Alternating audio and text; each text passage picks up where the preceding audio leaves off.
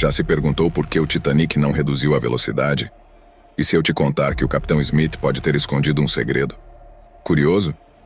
Neste vídeo, desvendamos mistérios incríveis do naufrágio mais famoso da história. Do luxo ao desespero, o que realmente rolou no Titanic. Prepare-se para revelações surpreendentes, controvérsias inesperadas e uma viagem até os destroços do navio lá no fundo do oceano.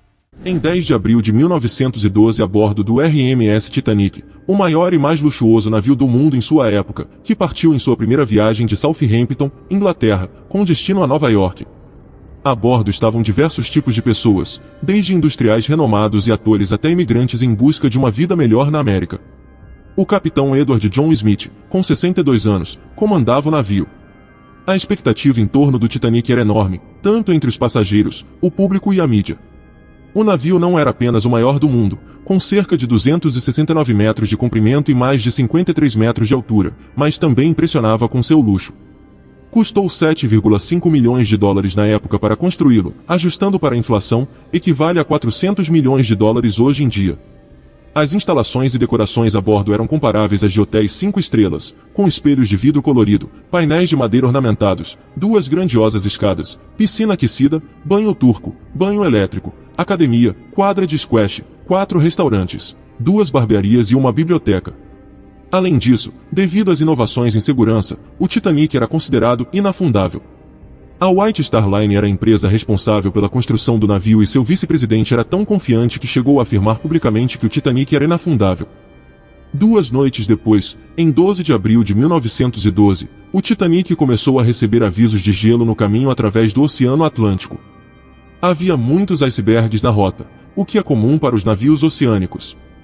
No entanto, apesar de mudar de curso 2 vezes para evitar o perigo, o Titanic não reduziu a velocidade e continuou sua jornada a 40 km por hora. 2 dias depois, em 14 de abril de 1912, o navio recebeu mais 7 avisos sobre icebergs, mas o capitão Smith e sua tripulação os ignoraram, não diminuindo a velocidade. Um vigia estava posicionado no crow's nest, uma plataforma elevada para observação, para manter vigilância. No entanto, o vento frio e a falta de luz da lua tornavam difícil a observação. Às 23h39, um homem chamado Frederick Fleet, que estava na crow's nest, avistou um iceberg à frente e depois soou o sino para alertar os outros. Ele ligou para os oficiais na ponte, gritando que havia um iceberg à frente e que o navio deveria mudar de direção imediatamente.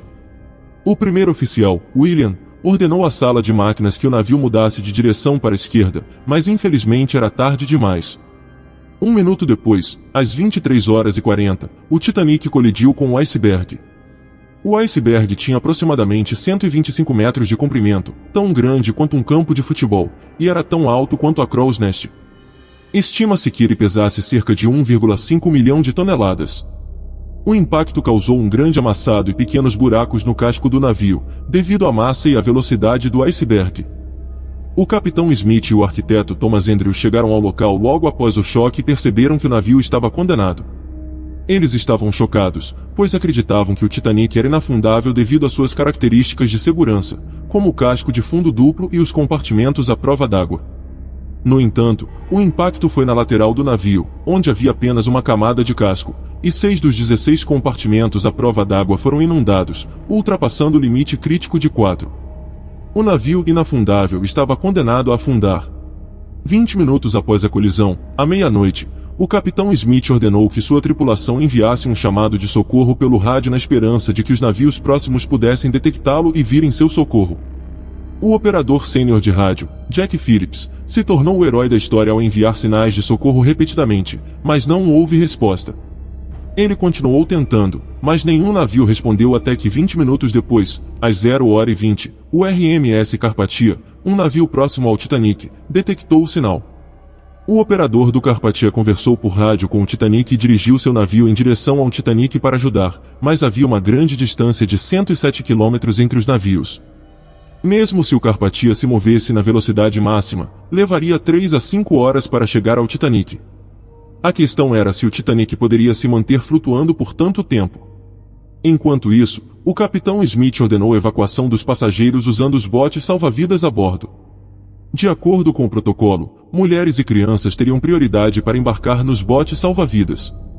No entanto, Muitos passageiros não estavam com muito medo, pois acreditavam que o Titanic era inafundável, de acordo com as afirmações repetidas da empresa. No entanto, à medida que os compartimentos do navio foram inundados, a realidade de que o navio poderia afundar se estabeleceu gradualmente.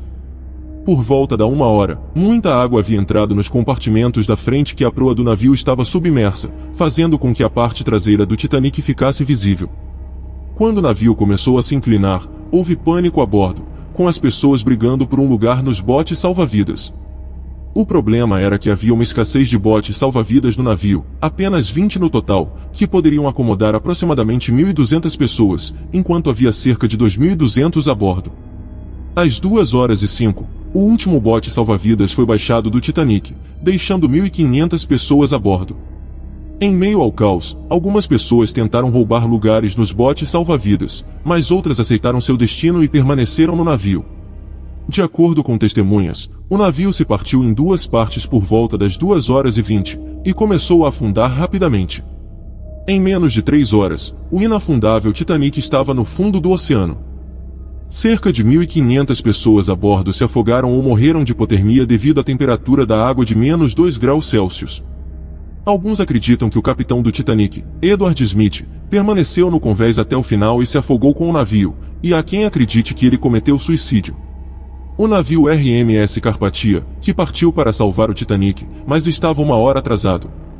Após o desastre do Titanic, ocorreram investigações e controvérsias, revelando fatos chocantes.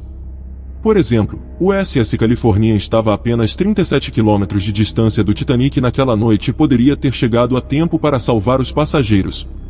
No entanto, o California havia emitido um aviso de iceberg 1 hora antes da colisão, mas desligou o rádio e parou para a noite. Eles não receberam o sinal de socorro, embora estivessem tão próximos que os passageiros do Titanic pudessem ver o California no horizonte. Infelizmente, o California não respondeu aos sinais de socorro do Titanic, e muitas vidas poderiam ter sido salvas se tivesse agido de maneira diferente. Além disso, o Titanic estava navegando a toda velocidade, apesar de receber numerosos avisos de icebergs e instruções para proceder com cautela. Muitos erros e falhas contribuíram para essa tragédia, como a falta de botes salva-vidas e a ausência de exercícios de segurança devido à crença de que o Titanic era inafundável. Por que o capitão não reduziu a velocidade? Existem várias teorias a respeito disso. Uma teoria popular sugere que Joseph Bruce, o presidente e diretor-geral da White Star Line, a empresa que construiu o Titanic, influenciou o capitão Smith e o pressionou para manter a velocidade do navio. Havia uma pressão tremenda da empresa para que o navio completasse sua primeira viagem em 6 dias, a fim de estabelecer um recorde, para mostrar que o Titanic não era apenas o maior e mais caro navio, mas também o mais rápido. O incidente específico ocorreu em 14 de abril, às 14 horas, quando o capitão Smith viu o aviso de gelo e mostrou a Joseph, sugerindo que reduzissem a velocidade devido ao aviso de gelo. No entanto, Joseph guardou o papel no bolso para que os passageiros e a tripulação não descobrissem. Ele não queria que a velocidade do navio diminuísse. Essa tragédia teve um impacto duradouro na indústria marítima em todo o mundo. Foram estabelecidas muitas novas regulamentações e padrões para evitar tais desastres no futuro.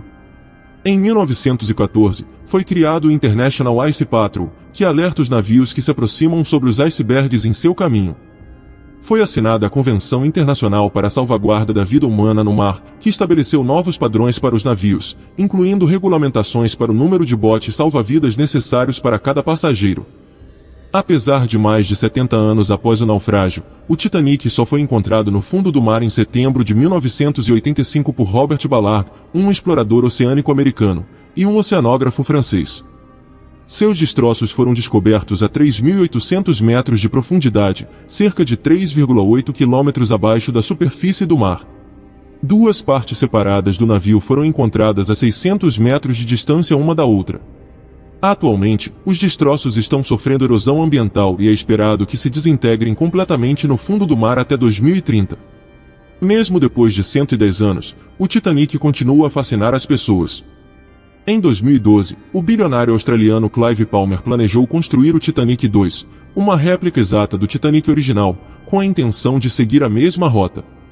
No entanto, O projeto sofreu atrasos e ainda não foi concluído em 2022, talvez devido à falta de interesse, uma vez que uma réplica exata do Titanic não ofereceria recursos modernos como TV ou Wi-Fi, o que pode não atrair os passageiros.